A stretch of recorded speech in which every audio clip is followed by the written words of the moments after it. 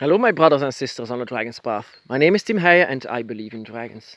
A lot of people wonder how to begin a dragon ritual or a draconic spell or things like that. And actually, you shouldn't wonder anything like that because it's very simple and very easy to begin something like that. First of all, throw away your books. Just don't read them. Your own book is the one that you need, and your book is here in your mind. Your own book is very, very important. And I recommend an empty book so you can write everything down that you have experienced and discovered, so that you can need this further on your path. Dragon rituals. A lot of people say, why don't you do dragon rituals? Well, the last time that I did that, when I was filming on the ground with a dragon eye, that I wanted to that it worked actually, that I wanted to open the dragon's gate. My dragon interfered and he was saying, "You're not putting your mind on me, you're not working together, you are just not focusing." And yeah, it's true, I was filming, I was just explaining. So I couldn't explain anything further on because this energy was, oh my god, my goddess, my dragon goddess.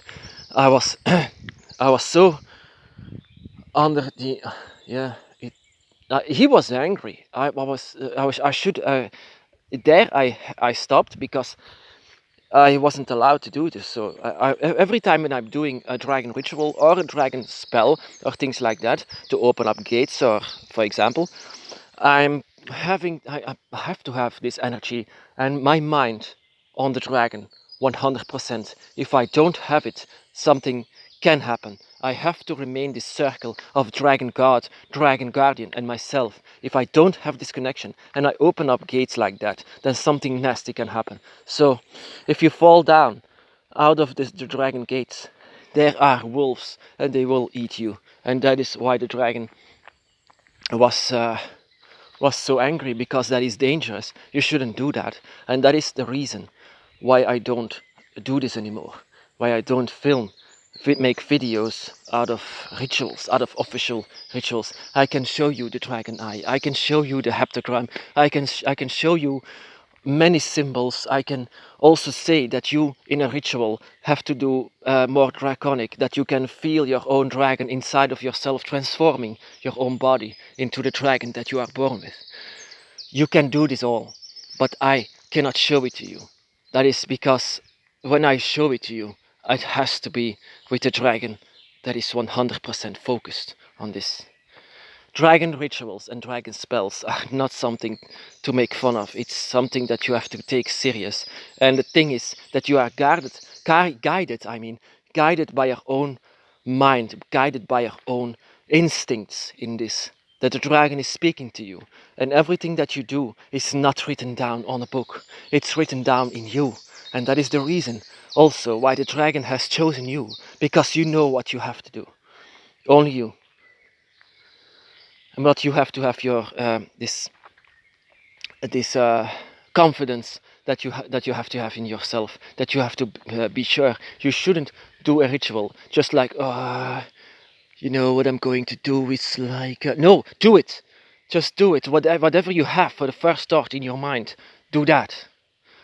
And I always recommend it, that that you have this energy of the dragon growing all the time. This energy inside of you, it has to grow, and you have to feel and be more like the dragon. Like it's not a role play game. It's not being so funny or things like that. But if you have to have the feelings of a dragon, you have to become the dragon. And in most cases, I can recommend you with every ritual that you do or spell or open up gates, that you have to feel like the dragon.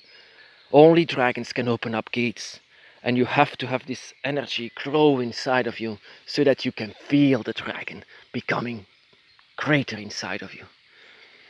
And that is a great beginning and a great start to have this energy, have these spells and rituals. Spells and rituals for the dragon.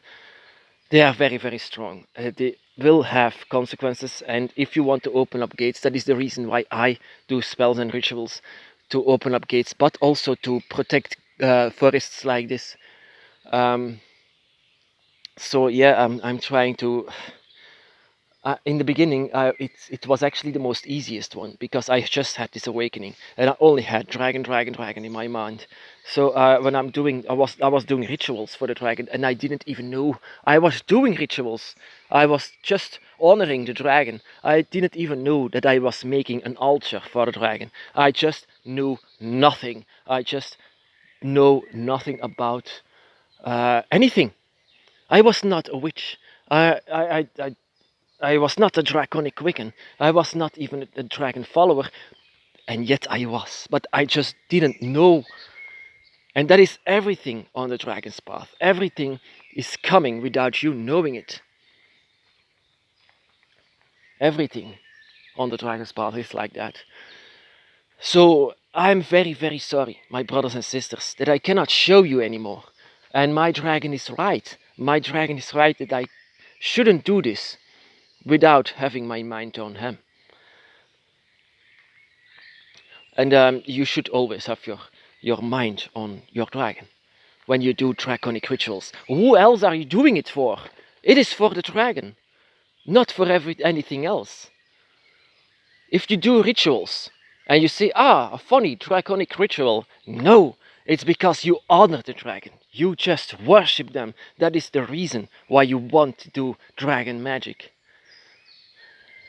And you don't have to worship them, but I know I did. I loved them so much. I fell down on my knees, and everything that I did was out of honor for the dragon, not to have something, not to let something happen, but it was because I love the dragon, and that were the rituals that I did, and the magic and the spells were born out of that. I knew I read some books, but none of them explained anything that I had discovered, experienced. None of them.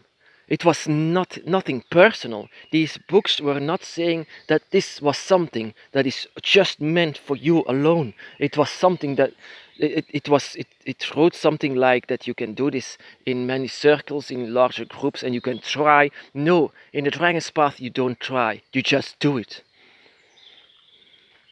You just talk to the dragon. You just do a ritual. You just whatever you have on your mind, it has to be done sincere, 100%, and that you work together with the dragon of your circle and work together with the energy that is your dragon god.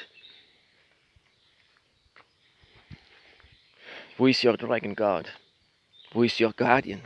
Before you do rituals like that, I knew it.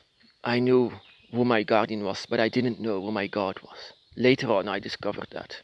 And when I discovered, my rituals became more stronger.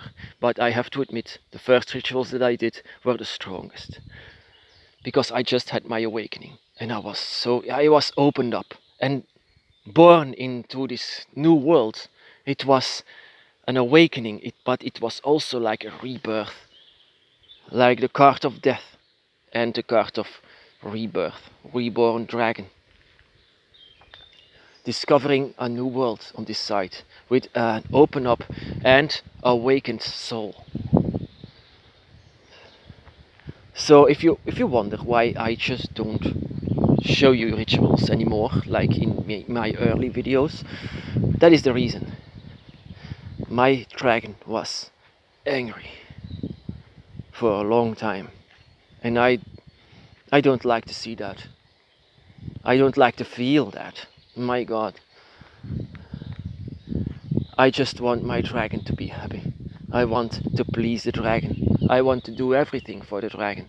I want to kneel down for the dragon, even though they never said that I have to do something like that. But it's stronger than myself.